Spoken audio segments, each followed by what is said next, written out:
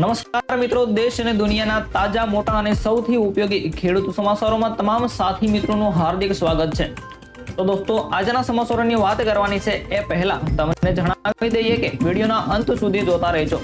અને જો દોસ્તો ગુજરાતના નમસ્કાર દોસ્તો, આજના તાજા સમાચારની અંદર સૌપ્રથમ વાત કરવાના છે પહેલા ખાસ કરીને અમારી ચેનલમાં નવા મિત્રો જોડાણા હોય તો એક વખત દોસ્તો લાઈક કરી દેજો, ચેનલને સબસ્ક્રાઇબ કરી દેજો। દરરોજ તમને આવી અગત્યની યોજનાઓના સમાચાર સમયસર મળતા રહેશે। આજે વાત કરવાના છે રેશન કાર્ડમાં કેવાયસી ને લઈને આવ્યો છે મોટો નિર્ણય। હજુ સુધી કેવાયસી બાકી હોય તો ઘરે બેઠા થઈ જશે કેવાયસી। મફતમાં સિલાઈ મશીન મળવાની યોજનાના ફોર્મ ક્યારે શરૂ થશે તેની પણ વાત કરવાના છે। હવે સરકાર આપશે મકાન બનાવવા 1.5 લાખ રૂપિયા। ત્યાર પછી દોસ્તો વાત કરીશું વિધવા મહિલાઓને સીધો ફાયદો થશે, પૈસાની અંદર થવાનો છે વધારો।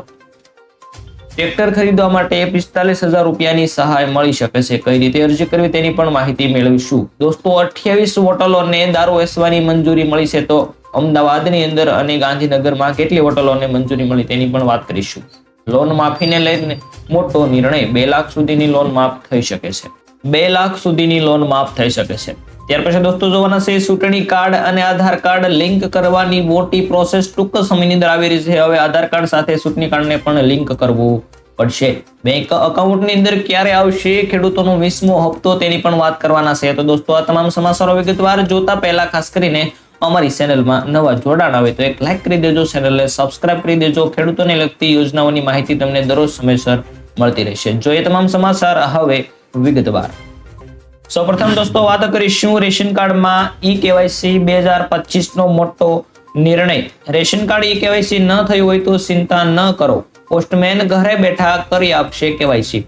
અમદાવાદની અંદર 19 દિવસની અંદર 15,000 લોકોએ આ રીતે રેશન કાર્ડમાં કેવાયસી કરાવ્યું છે। તમારું કેવાયસી નથી થયું તો ઘરે પોસ્ટમેનને કહો અથવા તો તમારા નજીકની પોસ્ટ ઓફિસમાં જઈ અને ત્યાં તમે કેવાયસી કરાવી શકો છો। ત્યાં તમારી તમામ સમસ્યાનો ઉકેલ છે તે આવી જશે, કેમ કે હવે પોસ્ટ વિભાગે ઈ કેવાયસી ની સેવા છે તે શરૂ કરી દીધી છે અને એ પણ કોઈ પણ પ્રકારની ફી લીધા વગર એકદમ મફતની અંદર કેવાયસી કરી આપવામાં આવશે। રાજ્ય સરકારના અન્ન નાગરિક પુરવઠા વિભાગે ભારતીય ટપાલ વિભાગને આ કામગીરી છે તે હવે સોંપી દીધી છે। જે લોકોને કેવાયસી નથી થયું તે લોકો ખાસ કરીને કેવાયસી કરાવી લે।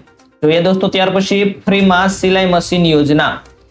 ભારત સરકારે દેશની ગરીબ અને આર્થિક રીતે નબળી મહિલાઓને આત્મનિર્ભર બનાવવા માટે મફતમાં સિલાઈ મશીન યોજનાની શરૂઆત કરવામાં આવી છે। આ યોજનાનો મુખ્ય ઉદ્દેશ અથવા તો મુખ્ય હેતુ તેનો આર્થિક સ્વતંત્રતા અપાવવા અને તેમના રોજગારના અવસરો વધારવા માટેનો છે। આ યોજનામાં સરકાર દ્વારા પાત્રતા ધરાવતી મહિલાઓને સંપૂર્ણ નિઃશુલ્ક સિલાઈ મશીન આપવામાં આવશે, એટલે કે આખું મશીન છે એકદમ ફ્રીમાં આપવામાં આવશે, જેથી તેઓ ઘરે પોતાના સિલાઈ વ્યવસાય શરૂ કરી શકે અને પરિવારની આર્થિક સહાય પૂરી પાડી શકે। તો દર મહિનાની અંદર ચોથા મહિનામાં, દર વર્ષની અંદર ચોથા મહિનામાં ફોર્મ ભરાતા હોય છે, તો આવનારા સમયની અંદર ફોર્મ છે તે શરૂ થાય તેની શક્યતાઓ છે। દોસ્તો વાત કરીશું હવે સરકાર આપશે તમને 1.5 લાખ રૂપિયા મકાન બનાવવા માટે। દરેક વ્યક્તિનું પોતાનું એક સપનું હોય છે કે પોતાનું એક કોન્ક્રીટનું ઘર હોય। ઘણા લોકોનું એવું સપનું છે તે પૂરું થતું નથી। આ માટે ઘણા લોકોને સંઘર્ષ કરવો પડતો હોય છે। જે લોકોને તે બનાવી શક્યા નથી તેમના માટે ભારત સરકાર છે તે મદદ કરશે। આ યોજનાનું નામ છે પ્રધાનમંત્રી આવાસ યોજના। આ યોજના હેઠળ ભારત સરકાર જરૂરિયાતમંદ લોકોને કોન્ક્રીટના ઘર બનાવવા માટે આર્થિક સહાય પૂરી પાડે છે। ભારતના લગભગ તમામ રાજ્યોના લોકોને આ સરકારી યોજનાનો ઘણો લાભ મળી રહ્યો છે। અત્યાર સુધીમાં આ યોજના હેઠળ કરોડો લોકોએ કોન્ક્રીટના મકાનો બનાવ્યા છે। જે લોકોના સપના પૂરા નથી થતા તેના સપના હવે સરકાર પૂરા કરશે। ત્યાર પછી દોસ્તો વાત કરીશું તો કે વિધવા મહિલાઓને થશે સીધો ફાયદો। ગંગા સ્વરૂપ આર્થિક સહાય યોજનામાં વધારો કરાયો છે। વિધવા મહિલાઓને થશે સીધો ફાયદો। રાજ્યની તમામ વિધવા મહિલાઓને આર્થિક રીતે સક્ષમ બનાવવા, તેમને ગૌરવપૂર્ણ જીવન જીવવાના મદદરૂપ થવા માટે સરકાર છે તે સતત પ્રયત્નશીલ છે। ત્યારે મુખ્યમંત્રી ભૂપેન્દ્રભાઈ પટેલના નેતૃત્વ હેઠળ ચાલી રહેલ ગંગા સ્વરૂપા આર્થિક સહાય યોજના આ દિશામાં એક મહત્વપૂર્ણ પગલું ભર્યું છે। આની અંદર રૂપિયા 700 કરોડનો વધારો આ યોજના હેઠળ વધુને વધુ વિધવા મહિલાઓને લાભ મળી શકે તે માટે રાજ્ય સરકારે 2025 અને 26 ના બજેટમાં ગત વર્ષની સરખામણીએ જંગી ₹700 કરોડનો વધારો કર્યો છે. હવે આ યોજનામાં કુલ ₹3015 કરોડની જોગવાઈ કરવામાં આવી.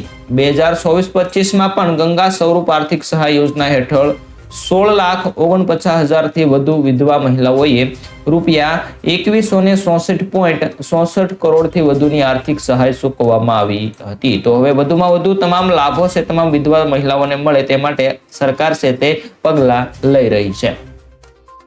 ત્યાર પછી વાત કરીશું દોસ્તો, તમારે ટ્રેક્ટર ખરીદવો હોય તો ₹45,000 સહાય સરકાર આપવા જઈ રહી છે.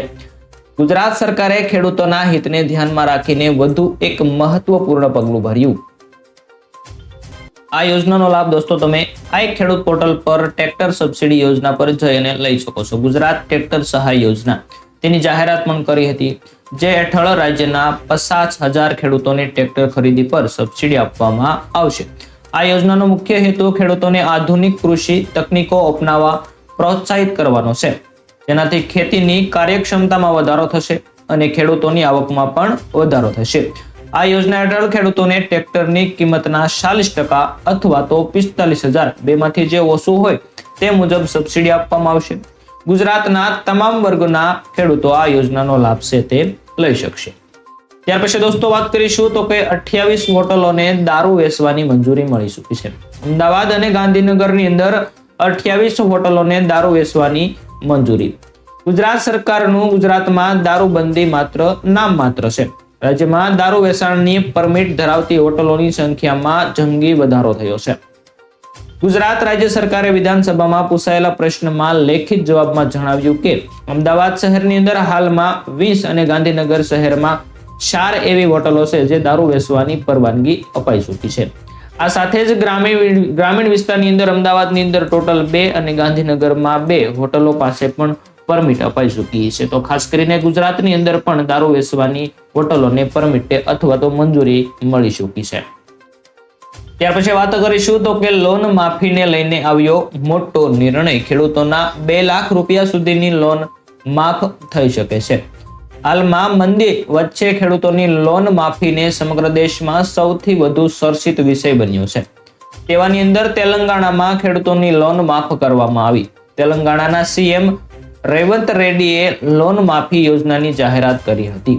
તેમણે કહ્યું કે 11 ડિસેમ્બર 2018 અને 9 ડિસેમ્બર 2023 વચ્ચે લોન લેનારા ખેડૂતો માટે ₹2 લાખ સુધીની લોન સંપૂર્ણપણે માફ કરવામાં આવશે. આ પહેલા ઝારખંડ સરકારે પણ 2 લાખની લોન સુધીની માફ કરી હતી. તો હવે ગુજરાતની અંદર પણ લોન માફ થવી જોઈએ તેવું ખેડૂતોને માંગ કરી રહ્યા છે. ત્યાર પછી દોસ્તો વાત કરીએ તો કે ચૂંટણી કાર્ડને આધાર કાર્ડ સાથે લિંક કરવામાં આવશે. મોટો નિર્ણય આવતીકાલે આવ્યો છે. વોટર કાર્ડ એટલે કે ચૂંટણી કાર્ડના ઇપિક નંબરને આધાર કાર્ડ સાથે લિંક કરવામાં આવશે.